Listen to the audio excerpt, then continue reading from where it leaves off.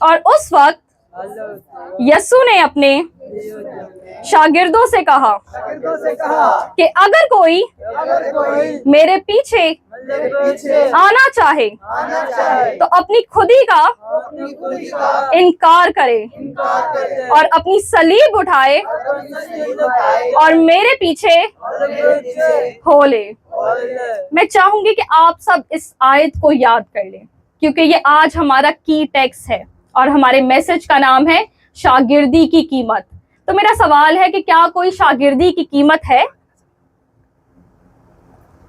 बताएं। Yes, there is a cost to be the disciple of Lord Jesus. तो आज हम इसके बारे में जानेंगे और सीखेंगे। तो मेरे भाइयों और बहनों, खुदावन यीशु मसीह ने अपने शागिर्दों से कहा कि अगर तुम मेरे पीछे आना चाहते हो तो अपनी सलीब उठाओ और अपनी खुदी का इनकार करो। तो अब यीशु मसीह का शागिर्द नहीं बन सकते अगर आप अपनी सलीब नहीं उठा सकते। आप यीशु मसीह का शागिर्द तब तक नहीं बन सकते जब तक आप अपनी सलीब नहीं उठाते। तो मैं एक स्टेप फर्दर जाना चाहूंगी और आपसे कहना चाहूंगी कि ईमानदार शागिर्द नहीं होता। आप में से बहुत सारे ईमानदार भी होंगे और बहुत सारे शागिर्द भी होंगे। अब listen to me again, a disciple is not a believer but a believer is a disciple. तो हम ईमानदार और शागिर्द में क्या फर्क देखते हैं कि ईमानदार सिर्फ ईमान लाता है, a believer just believes, but a disciple is a follower. Disciple क्या है? शागिर्द है, फॉलोवर है। तो शागिर्द क्या करता है?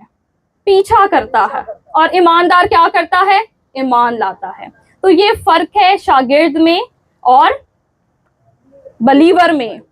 तो अमाल पहला बाब में हम देखते हैं कि जब यीशु मसीह आसमान पर जाने से पहले अपने शागिर्दों से बात कर रहे थे, तब 500 शागिर्द उसके साथ माउंट ऑफ ऑलिव्स पर थे और वो उन सबको अपना हुक्म सुना रहे थे। क्या सुना रहे थे? अपना हुक्म सुना रहे थे। लेकिन हम अमाल पहला बाब उसकी 8 आयत में देखते हैं कि यीशु उनको क्या हुक्म दे रहे थे कि जब तक तुम पर रूह कुदस नाजिल ना हो जाए, तुम क्या करना? यरूशलेम में रुके रहना। कब तक? जब तक तुम कुव्वत ना पाओ। तो अब यहाँ खुदावन यीशु मसीह हमें क्या हुक्म दे रहे? टू स्टे इन यरूशलेम। यरूशलेम में ठहरे रहो जब तक तुम्हें रूह कुदस तुम पर नाजिल ना हो। पर जब हम वर्स 12 और 14 में पढ़ते हैं तो सिर्फ 120 लोग यरूशलेम में रुककर दुआ और रोजे में ठहरे। अब मेरा सवाल ये है कि 500 में से सिर्फ 120 लोग दुआ और रोजे में ठहरे, तो बाकी 380 लोगों का क्या हुआ? ये सिंपल सी बात है कि वो 380 लोग बिलीवर्स थे जो सिर्फ ईमान लाए, लेकिन 120 लोग वो थे जिन्होंने खुदा का पीछा किया। वो क्या थे? खुदावन यीशु मसीह के शागिर्द थे। उन्होंने यीशु का हुक्म सुनना पर उसको माना नहीं। क्या की? नाफरमानी की। ये फर्क है एक ईमानदार में और एक शागिर्द में। आप में से बहुत जो हैं खुदा का पीछा करते हैं, उसके डिसाइपल हैं, लेकिन कुछ ऐसे हैं जो सिर्फ ईमानदार हैं, जो सिर्फ ईमान लाते हैं। तो इन 380 लोगों को हम क्या कह सकते हैं? बिलीवर्स, ईमानदार। उन्होंने यीशु का हुक्म तो सुना पर उनके दिलों ने कबूल नहीं किया, उनके दिलों ने कीमत अदा करना पसंद ना की और उन्होंने खुदा के हुक्म को जरूरी ना समझा। उनको कलाम सुनना तो पसंद है, उनको ताली बजाना भी पसंद है। इन लोगों को हम कहते हैं कॉन्फ्रेंसेस गोवर्स, जो एक कॉन्फ्रेंस से दूसरी कॉन्फ्रेंस पे जाते हैं, एक चर्च से दूसरे चर्च जाते हैं, एक जूम मीटिंग से दूसरी जूम मीटिंग अटेंड करते हैं। वो हर जगह पार्टिसिपेट करते हैं, लेकिन अपने आप को कमरे में बंद करके वो खुदा के साथ रिश्ता नहीं जोड़ते। वो सिर्फ बाहर दुनिया को दिखाते हैं कि हम खुदा की परस्तिश करते हैं या हम उसके मानने वाले हैं। तो मेरा सवाल है, क्या कोई कीमत है जो हमें अदा करनी है यीशु का शागिर्द बनने के लिए? तो हम जानेंगे मत्ती की अंजील उसका 16 बाब और उसकी 24 आयत, और मरकस 8 बाब उसकी 34, और लुका की अंजील 9 बाब उसकी 23 आयत, और आप सबके पास भी सेम बाइबल्स हैं, you all have the same scriptures. तो इन 3 वर्सेस में थोड़ा सा डिफरेंस है, अ लिटिल डिफरेंस, ज्यादा नहीं। तो मैंने क्या किया, इन 3 वर्सेस को कंबाइन कर दिया ताकि एक कंप्लीट पिक्चर बन जाए। ये 3 वर्सेस हैं जिनको मैंने एक साथ जोड़ दिया ताकि वो एक कंप्लीट पिक्चर बन जाए। और मैंने वो जो वर्सेस को कंबाइन किया है वो मत्ती 16 बाप उसकी 24 आयत, मरकस 8 बाप उसकी 34 और लूका 9 बाप उसकी 23 आयत। तो मैं आपके लिए इन 3 वर्सेस का कॉम्बिनेशन जो है वो पढ़ना चाहूंगी। फिर उसने अपने शागिर्दों के साथ लोगों के पास अपने बुलाया और यीशु ने उनसे कहा, अगर कोई मेरे पीछे आना चाहे तो वो अपने आप का इनकार करे, रोजाना अपनी सलीब उठाए और मेरे पीछे हो ले। अब ये आप वर्स आपको आपकी बाइबल्स में नहीं मिलेगी क्योंकि ये 3 वर्सेस का कॉम्बिनेशन है। तो हम इसके पहले हिस्से को देखें तो यीशु ने इन सब लोगों को अपने पास बुलाया और अपने शागिर्दों को भी अपने पास बुलाया। अब यहाँ पे 2 ग्रुप्स हैं लोगों के, अपने शागिर्दों को भी बुलाया और दूसरे लोगों को भी बुलाया। तो 2 ग्रुप्स कौन से हैं? द बिलीवर्स, द डिसाइपल्स, ईमानदार और शागिर्द। अब खुदा ने दोनों ग्रुप्स को सेम कॉल दी है, सेम बुलाहट दी है। और वो बुलाहट क्या है? अगर तुम मेरे पीछे आना चाहते हो और मेरे शागिर्द बनना चाहते हो, तो दोनों के लिए सेम कॉल है। अगर तुम मेरे शागिर्द बनना चाहते हो तो ये कंडीशंस हैं। अब कंडीशंस हैं शागिर्द बनने के लिए, and there are 3 conditions, 3 conditions हैं खुदावन यीशु मसीह का शागिर्द बनने के लिए। पहली कंडीशन, डिनाई योरसेल्फ, अपने आप का इनकार करें। Take up your cross daily, रोज अपनी सलीब उठाएं। फॉलो मी, मेरे पीछे हो ले। अब ना ही हर वो शख्स जो खुदा खुदा कहता है खुदा की बादशाहत में दाखिल होगा। मेरी बात दोबारा सुने, ना ही वो शख्स, हर कोई शख्स जो है वो कहे खुदा खुदा खुदा की बादशाहत में दाखिल नहीं होगा। इसका जिक्र मत्ती की अंजील उसके 7 बाप और उसकी 21-27 आयत में है। और अगर आपकी डिजायर है कि आप खुदावन यीशु मसीह के पीछे हो लें, अगर आप यीशु का शागिर्द बनना चाहते हैं, तो पहली कंडीशन है डिनाई योरसेल्फ, अपने आप का इनकार करें। You must deny yourself if you want to be the disciple of Lord Jesus. इनकार करें अपने आप का अगर आप अपने आप को खुदावन यीशु मसीह का शागिर्द बनाना चाहते हैं। And condition number 2, take up your cross daily, अपनी सलीब रोज उठाएं। अब ये एक बार का इवेंट नहीं है, ये एक बार का वाकया नहीं है। एक दफा का वाकया तब था जब खुदावन यीशु मसीह को आपने अपना निजात दहिंदा कबूल किया था, जब आपने पानी का बपतिस्मा और रूह कुदस के बपतिस्मे के जरिए खुदावन यीशु मसीह की मौत से अपनी शनाख्त बनाई थी, और फिर उसके बाद घर गए, अपनी मर्जी जैसी चाही जी ली। तो ये एक वन टाइम इवेंट नहीं है, ये एक बार का वाकया नहीं है कि एक दिन आपने सलीब उठाई और फिर आप भूल गए। ये रोज का है, ये एक कंडीशन है, ये शर्त है खुदा की कि आपने अपनी सलीब रोज उठानी है। कंडीशन नंबर 3, फॉलो मी, मेरे पीछे हो ले। अब इससे पहले कि हम इन कंडीशंस, शर्तों को देखें और ये समझें कि ये खुदावन यीशु मसीह पर किस हद तक लागू होती हैं। अब खुदावन यीशु मसीह ने हमें वो ऐसा कुछ करने को नहीं कहा जो उसने खुद नहीं किया। तो उस्ताद वो ही करता है जो वो चाहता है कि उसके शागिर्द आगे से फॉलो करें। तो खुदावन यीशु मसीह ने इन तीनों शर्तों को फॉलो किया था। उसने अपने आप का इनकार किया था, उसने अपनी सलीब उठाई और अपने बाप के पीछे हो लिया। तो यीशु ने अपने आप का इनकार किया। यूहन्ना 10 बाब में यीशु ने फरमाया, मैं और बाप एक हैं। मगर उसने ये भी कहा कि तुम में से जो सबसे बड़ा है वो खादिम है। और यीशु ने अपने बारे में कहा कि मैं खादिम हूं। और जब यीशु इंसान की सूरत में इस जमीन पर आया तो उसने अपने आप को हम्बल किया। ही लिटरली हम्बल्ड हिमसेल्फ, बल्कि सलीब की मौत तक फर्मा बरदार रहा। क्या रहा वो? फर्मा बरदार रहा। तो फिलिपियों 2 बाब उसकी 6 से 8 आयत में लिखा है, उसने अगरचा खुदा की सूरत पर था, खुदा के बराबर होने को कब्जा में रखने की चीज ना समझा, बल्कि अपने आप को खाली कर दिया और खादिम की सूरत इख्तियार की और इंसानों के मुशाबे हो गया और इंसानी शक्ल में जाहिर होकर अपने आप को पश्त कर दिया और यहाँ तक फरमाबरदार रहा कि मौत बल्कि सलीबी मौत गवारा रही। अब यीशु मसीह ने अपनी खुदाई का इनकार किया। वो खुदा था, लेकिन उसने अपनी खुदाई को साइड पर रखकर अपने आप का इनकार किया। यूहन्ना 10 बाब में जहां उसने खुदा होने के बावजूद कहा बाप मुझसे बड़ा है। अगर टेक्निकली देखें तो जीसस एंड फादर एक हैं, पर उसने फिर भी ये कहा कि बाप मुझसे बड़ा है। और यीशु ने एक खादम होना पसंद किया और एक खादम की सूरत इख्तियार की। और यूहन्ना 13 बाब उसकी 3 से 5 आयत कहती है कि ही हम्बल्ड हिमसेल्फ, उसने अपने आप को नीचा किया एक खादम की तरह। किसकी तरह? एक खादम की तरह। इतना नीचा हो गया कि हालांकि खुदावन यीशु मसीह के शागिर्द भी ये करने को तैयार नहीं थे। उनमें भी फकर था। वो खुदाओं के फकर नहीं कर रहा और उसके शागिर्द हैं जो उससे बहुत लो हैं और वो अपने आप पे फकर कर रहे हैं। तो मोस्टली आप में से सबको पता होगा कि इंडियन कल्चर जो है, स्पेशली विलेजेस, हमने अक्सर टीवी चैनल्स पे या किसी तरह से हमने उनका कल्चर देखा हुआ है।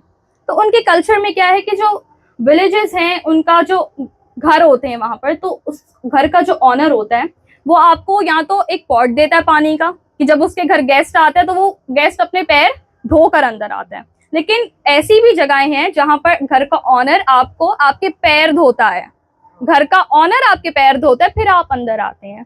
तो ये किस चीज को शो करता है? ह्यूमिलिटी को, हम्बलनेस को।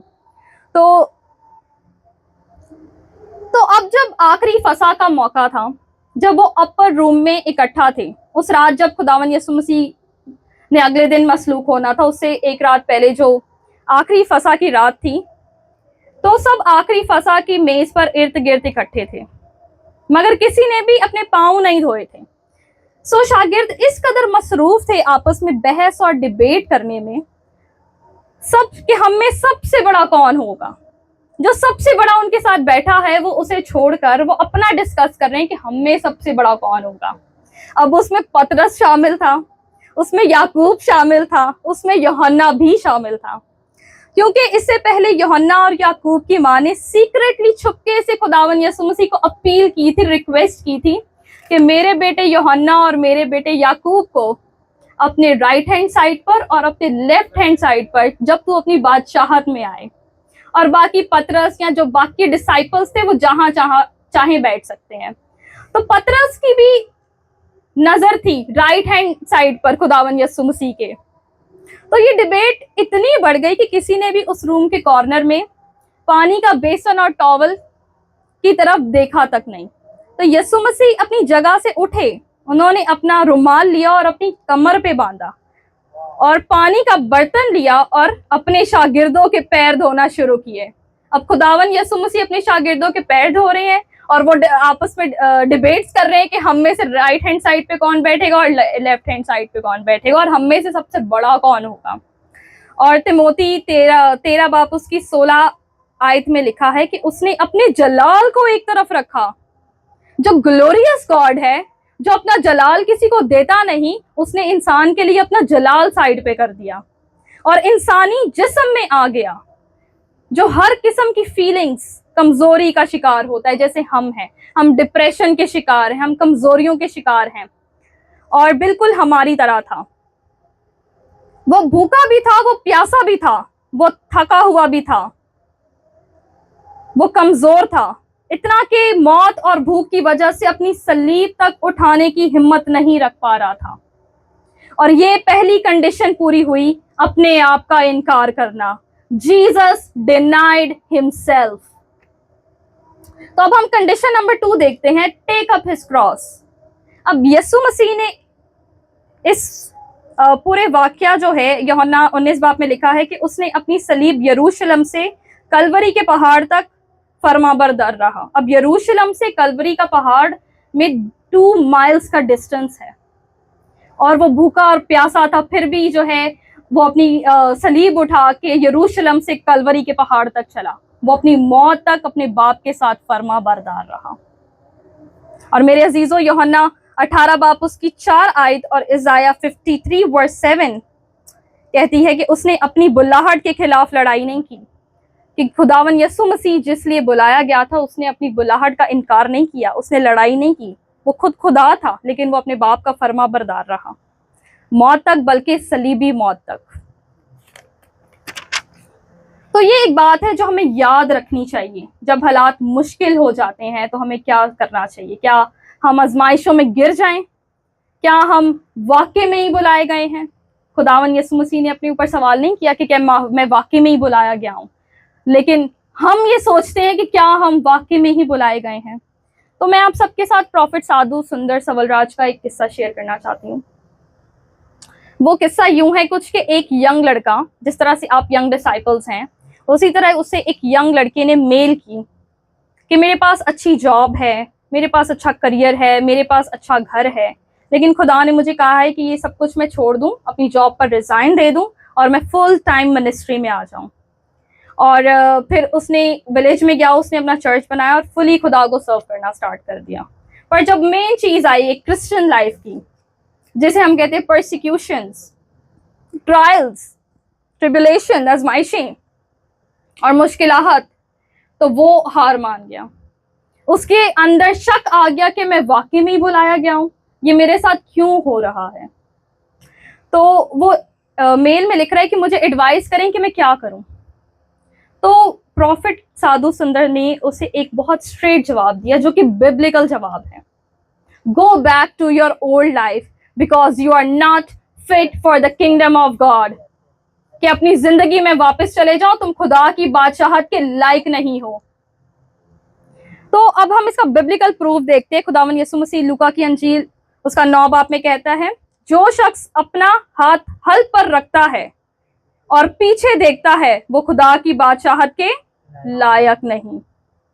तो क्या आपने देखा है कि एक खूबसूरत गुलाब जो है वो कांटों से भरा होता है।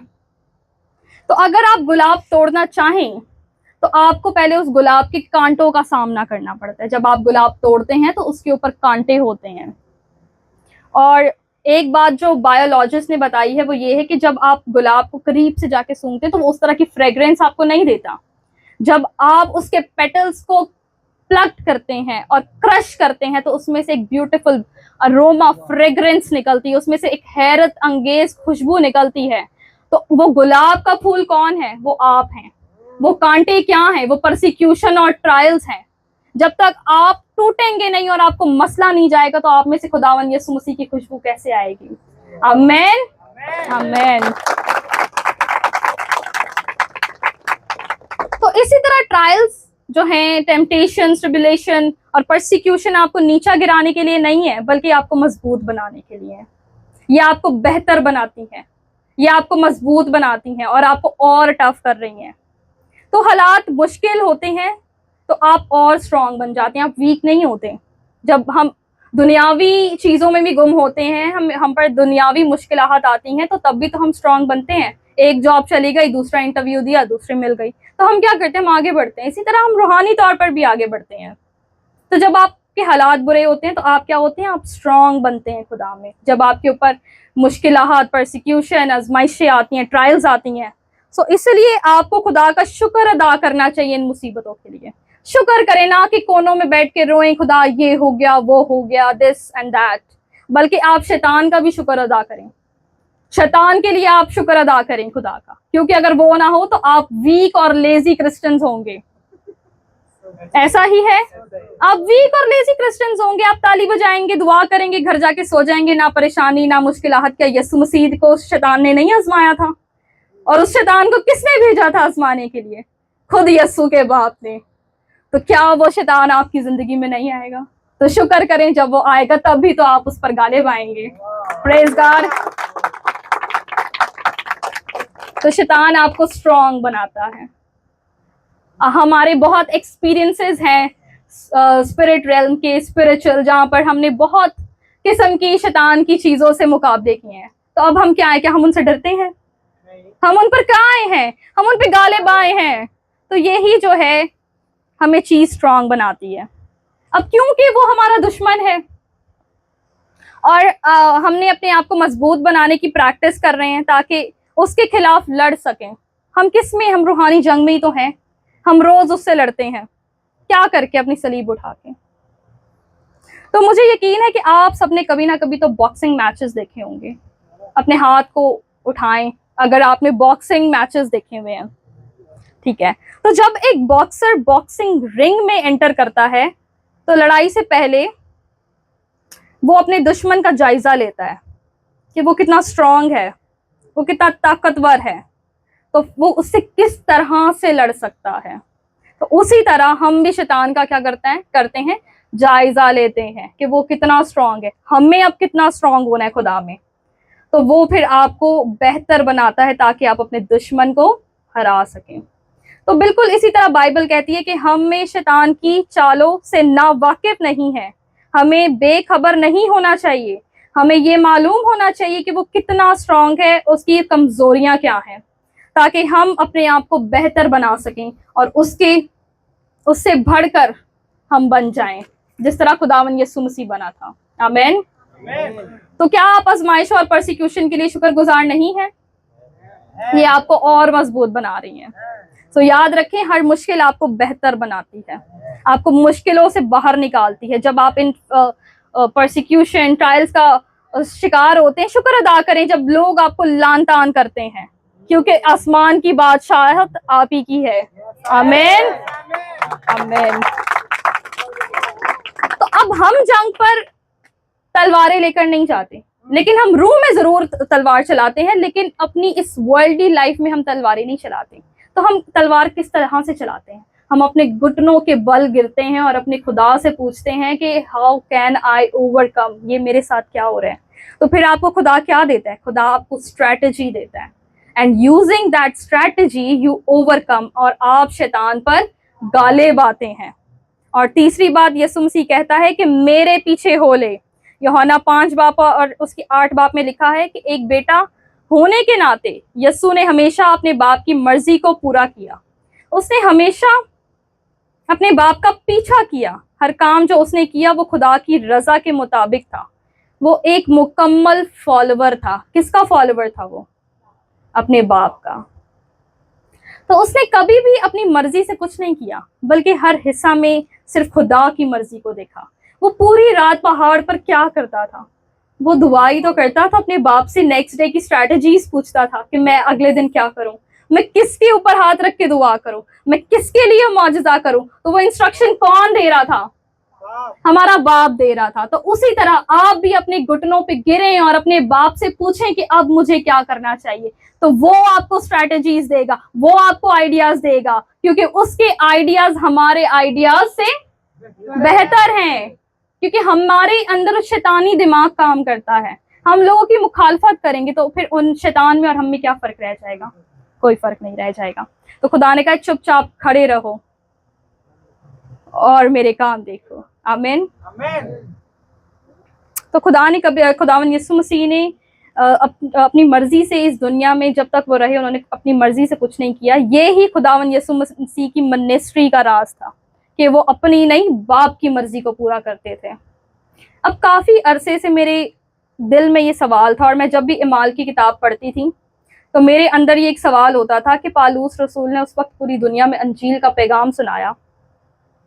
उस वक्त जो था दुनिया middle east, minor Asia, south western में वर्ल्ड शामिल था। तो पालूस ने बिना किसी मॉडर्न टेक्नोलॉजी के पूरी दुनिया में अंजील को फैलाया। तो मैं बहुत हैरान और परेशान रहती थी कि एक इंसान एक कॉन्टिनेंट से दूसरे कॉन्टिनेंट जाकर किस तरह से मुनादी कर रहा है। ना उस टाइम गाड़ियां हैं, ना कोई बाइक्स हैं, तो it was person to person evangelism. तो अगर आप ध्यान दें इस पर, तो उस वक्त ना रेडियो टेलीविजन था, ना इंटरनेट था, ना कोई ट्रेनिंग थी, ना ही कोई पब्लिकेशंस थी बुक्स की, ना कोई किताबें थी, कुछ भी नहीं था। सिर्फ पर्सन टू पर्सन क्या था? एवेंजलिज्म था। चर्च से चर्च तक पैगाम को सुनाया जाता था। मगर आज 20th सेंचुरी में हमारे पास रेडियो, टेलीविजन, इंटरनेट और सोशल मीडिया, पब्लिकेशंस हैं, और एक मार्केटिंग स्ट्रेटजी से हजारों लोगों तक विद इन सेकेंड्स कुछ भी जा सकता है, कुछ भी पहुंचाया जा सकता है। फिर भी पालूस रसूल के कंपैरिजन में ये सब चीजें नहीं है, वो काम आज नहीं हो रहे, जबकि आज सहूलतें हैं। तो ये पालूस रसूल का सक्सेस ज्यादा इसलिए रहा क्योंकि वो डिसाइपलशिप में रहा। किसके डिसाइपलशिप में रहा? खुदावन यीशु मसीह की। उसने अपनी सेल्फ को क्या किया? डिनाई किया और फुली जो है उसने अपने आप को सरेंडर कर दिया। तो फिर वो जो काम थे सारे वो खुदा करता था। फिर वो भले एक कॉन्टिनेंट से दूसरे कॉन्टिनेंट या एक शहर से दूसरे शहर जाता रहे। तो फिर मसला क्या है, प्रॉब्लम क्या आ रही है? तो इमाल की किताब में हम पढ़ते हैं कि हर दिन रूहें चर्च में शामिल होती थी। पतरस ने एक पैगाम सुनाया, 3000 रूहें बचाई गई। पतरस ने दूसरा पैगाम सुनाया, 5000 रूहें बचाई गई। अब वो जो 120 डिसाइपल्स थे वो 8120 डिसाइपल्स हो गए हैं। उसमें जो टाइम पीरियड था अपर रूम में वो 2 हफ्ते से 1 महीने तक का था, इससे ज्यादा का नहीं था। 1 महीने में 8120 शागिर्द। तो अब सिर्फ यही नहीं बल्कि पूरी इमाल की किताब कहती है कि हर दिन रूहें चर्च में बचाई जाती थी। हर दिन थाउजेंड्स ऑफ सोल्स शामिल होती थी। ये पढ़कर इमाल की किताब में मैं बहुत हैरान और परेशान हुई। मेरी इस 5 साल की जर्नी में जो खुदा के साथ मैंने गुजारे हैं, और मैं कभी भी इसका राज नहीं जान पाई। तो जब मैं ये मैसेज लिख रही थी तो खुदा ने मुझे इंस्ट्रक्शंस दी कि क्या गलत चीज हो रही है। तो अभी हम आगे जानेंगे। तो अब कुछ तो गलत है आज के चर्चेस में। जो सिस्टम अर्ली चर्चेस ने बिल्ड किया था, जो पतरस और पालूस ने बिल्ड किया था, वो आज के चर्चेस क्यों बिल्ड नहीं कर पा रहे? A question mark. तो मेरे बहनों और भाइयों, आज हमारे पास ग्रेट प्रेयर मूवमेंट्स है। हमारे पास क्या है? ग्रेट प्रेयर मूवमेंट्स हैं। हमारे पास ग्रेट लीडर्स हैं, ग्रेट चर्चेस हैं। तो फिर कहीं ना कहीं तो कुछ बहुत गलत हो रहा है जब इतना कुछ है। सो प्रॉब्लम ये है कि आज के चर्चेस में कि वो यूनाइटेड नहीं है। क्या नहीं है? वो यूनाइटेड नहीं है। और खुदा यूनिटी में चलता है, Father, Son and the Holy Spirit. जब आप खुदा के आगे दुआ करते हैं तो आप वननेस में जाते हैं होली स्पिरिट के साथ। यहाँ चर्चेस ही डिवाइड हैं जिसको हम खुदा का घर कहते हैं। सो प्रॉब्लम यूनिटी है, इक्का नहीं है आज के चर्चेस में। वो चर्च चलाना चाहते हैं अपने पर्सनल बेनिफिट्स के लिए। वो चर्च चलाना चाहते हैं चर्च चलाने के लिए, ताकि लोग आते रहें, उनको हदिया नजराने देते रहें और उनके पर्सनल बेनिफिट्स होते रहें। वो खुदा की बादशाहत के लिए रूहें नहीं बचा रहे, वो अपने पर्सनल बेनिफिट्स के लिए रूहें जो है इकट्ठे कर रही हैं और उनको जहन्नुम की तरफ लेके जा रहे हैं। खुदा की बादशाहत में नहीं लेके जा रहे। वो खुद भी जहन्नुम में जाएंगे और आपको भी लेके जाएंगे। तो जहां खुदा की किंगडम प्रीच नहीं हो रही वहां कुछ भी प्रीच नहीं हो रहा, क्योंकि खुदा ने अपनी पूरी जिंदगी सिर्फ जो है लव, केयर और फॉरगिवनेस टीच की थी, पर उसने एक ही मैसेज जो है वो प्रीच किया। वो क्या था? Repent for the kingdom of God is near. ये एक अलग सब्जेक्ट है, हम किसी और दिन इस पर बात करेंगे। तो अब हम बिलीवर्स पार्ट पर वापस आते हैं। सो खुदावन यीशु मसीह ने बिलीवर्स और डिसाइपल से क्या कहा कि अपनी सलीब उठाओ, अपने आप का इनकार करो और मेरे पीछे हो ले। अब यहाँ इनकार का जो लफ्ज ग्रीक में इस्तेमाल हुआ है उसका मतलब है बिल्कुल इनकार करना, अपनी जात से बेताल्लुक हो जाना, रुखसत हो जाना, नजरअंदाज करना और अपने आप को रद्द करना, मतलब खत्म कर देना। तो जब आप इंग्लिश बाइबल में देखते हैं तो लिखा है लेट हिम डिनाई हिमसेल्फ। अब लेट हिम क्या है? ये एक मशवरा लगता है। लेट हिम, क्या आप करना चाहते हैं? क्या सर आप करना चाहते हैं? तो ये लेट हिम जो है वो एक मशवरा लगता है। लेट हिम, अगर आप चाहें तो आप अपने आप का इनकार नहीं कर सकते लेट हिम में, कि अगर आप चाहें तो फिर तो आपके पास अपनी पर्सनल चॉइस हो गई कि क्या आप करना चाहते हैं। तो ये जो लफ्ज है वो मजीद जोर रखता है, ये फोर्स रखता है कि डिनाई योरसेल्फ। यहाँ गुजारिश नहीं की जा रही बल्कि ये लाजमी शर्त है। अगर आप मसीह का शागिर्द बनना चाहते हैं तो आप अपनी खुदी का क्या करें? इनकार करें। तो ये जो लफ्ज है अपने आप का इनकार करें, ये शर्त है। क्या है ये? गुजारिश नहीं है, रिक्वेस्ट नहीं है, ये शर्त है खुदावन यीशु मसीह की अपने, कि अपना आप इनकार करें। तो आपकी पसंद पर कायम नहीं है कि आपको लगता है कि मेरी पसंद है तो मैं कर लूंगा। नो, ये आपकी नापसंद है, ये खुदावन यीशु मसीह की शर्त है। तो डिनाई का मतलब है अपनी जाती ख्वाहिशात का इनकार करना। किसका इनकार करना? अपनी मन मर्जी और अपने फख्र का इनकार करना, अपनी दुनियावी चाहतों का इनकार करना, अपने आप को रद्द कर देना और अपना आप खुदावन यीशु मसीह को सपुर्द कर देना। अगर हम मसीह के सच्चे शागिर्द बनना चाहते हैं तो हमें अपनी जात को क्या करना होगा? मारना होगा, सेल्फ डिनाई करना होगा, हमें मुकम्मल अपने आप को खत्म करना होगा। खत्म करने का मतलब ये नहीं है कि आप अपना कत्ल कर लें या सुसाइड कर लें, नो, अपनी ख्वाहिशात को मारना होगा। So condition number 1, deny yourself, और condition number 2, take up your cross daily. अब पहली और दूसरी शर्त, अपने आप का इनकार करो और रोजाना अपनी सलीब उठाओ। तो अपनी सलीब उठाना, इसका क्या मतलब है? खुदा हर शख्स के लिए एक सलीब रखता है। हर शख्स के लिए खुदा ने उसकी अपनी सलीब रखी है। सलीब आपके सामने रखी जा चुकी है, लेकिन सवाल ये है कि क्या आप वो सलीब उठाने के लिए तैयार हैं? क्या आप वो सलीब उठाना चाहते हैं? तो रोजाना अपनी सलीब उठाओ। और सलीब मौत का निशान है। किसका निशान है ये कोई आपकी बहुत फैंसी लग्जरी लाइफ नहीं है। खुदावन यीशु मसीह ने भी अपनी सलीब उठाई थी। लग्जरी लाइफ आपकी होगी जब आप इस पर गालिब आ जाएंगे और खुदा की बादशाहत में चले जाएंगे, क्योंकि उसका वादा है कि वो आपको सोने के घर देगा। आमीन। तो अब इसका मतलब है सलीब एक क्या है? सेल्फ डेथ है।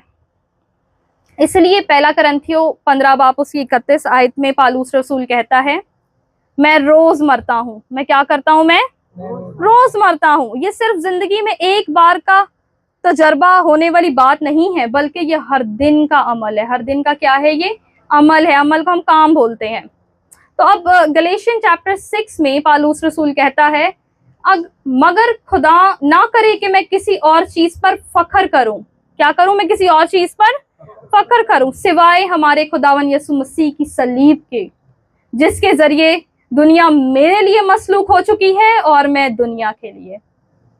आमीन। यानी सलीब एक मुश्किल ही नहीं, सिर्फ सलीब एक मुश्किल चीज नहीं है, बल्कि ये एक सेल्फ डेथ है। अपनी खुदी का इनकार है, अपने आप को मारना है, जिस तरह पालूस रसूल ने अपनी जान मारी थी। जो हमारी ख्वाहिशात और दुनिया के लिए हमें मार देती है। दुनिया के लिए हम क्या हो जाते हैं? खत्म हो जाते हैं।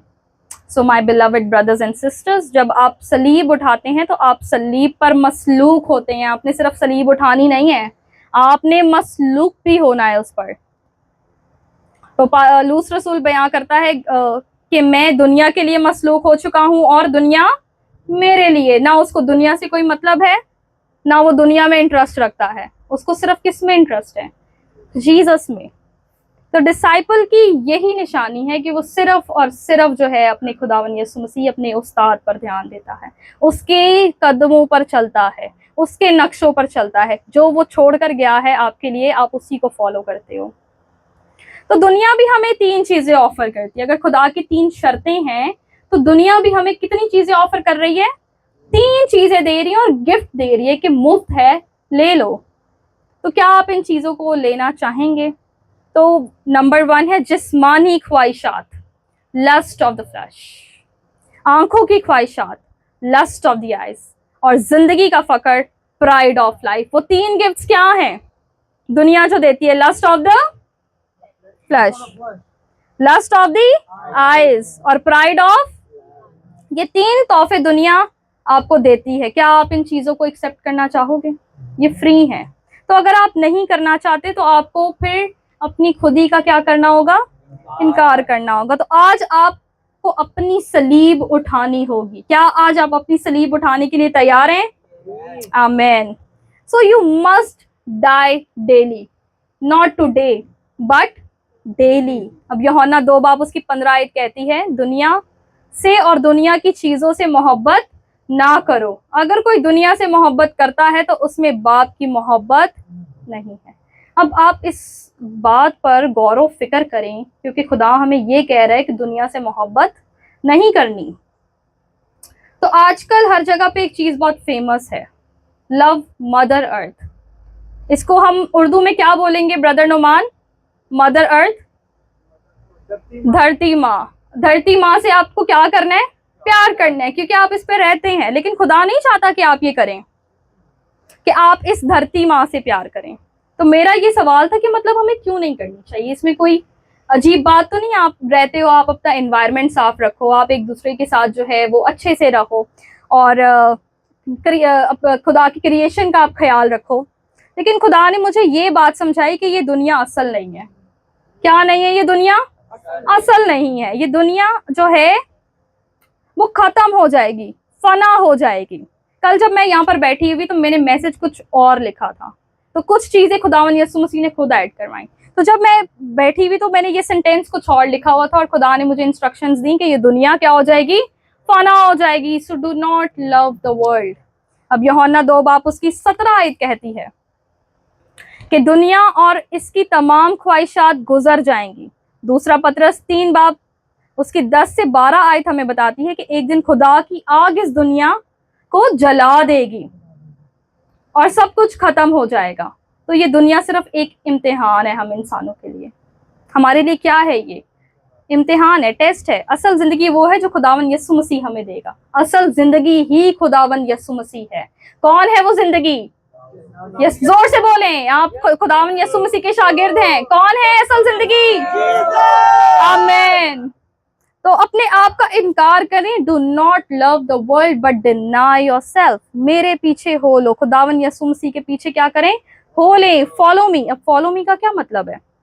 अब फॉलो मी का मतलब है कि मजबूती से यस्सु को थाम लो। मजबूती से क्या करो? खुदावन यसु मसीह को, उससे लिपट जाओ। क्या करें आप? उससे और किसी भी हालात में उसे छोड़ना मत, चाहे कुछ भी हो जाए। अपने आप पर सवाल ना करना कभी भी कि क्या मैं बुलाया गया हूं। आप बुलाए गए हैं तो आप उसे कभी ना छोड़ें। तो हर सूरत में उसकी शक्ल और उसकी सिफत के मुताबिक चलना सीखें। तो कंक्लूजन ये है, मैसेज का एंड है, तो नतीजा ये है कि अगर हम खुदावन यसु मसीह के सच्चे शागिर्द बनना चाहते हैं तो हमें उसके कलाम में क्या करना है? कायम रहना है। हमें क्या करना है? अब यूहन्ना 8 बाप उसकी 31 आयत में यीशु ने उन यहूदियों से कहा कि जो उस पर ईमान, जो उसमें कायम रहते हैं तो वो उसके शागिर्द क्या होंगे। हमें क्या करना है उसके शागिर्द बनने के लिए? उसमें कायम रहना है। तो कायम का मतलब है मजबूती से जुड़े रहना। अब यूनानी ग्रीक जुबान में इसका मतलब है कि किसी चीज को मजबूती से पकड़ लेना और उससे लिपट जाना। इसका मतलब है कि हम खुदा के कलाम को मजबूती से क्या करें? थामें। उसकी तालीम पर हम क्या करें? अमल करें और अपनी जिंदगी को उसके मुताबिक बना दें। आमीन, आमीन। तो आपने क्या इस मैसेज से सीखा है कि हमें क्या करना है? अब हमें बिलीवर्स बनना है या हमें डिसाइपल्स बनना है? और उसके लिए हमें क्या करना है? हमें खुदावन यीशु मसीह में क्या रहना है? कायम रहना है। किस में कायम रहना है? उसके कलाम में कायम रहना है। आमीन।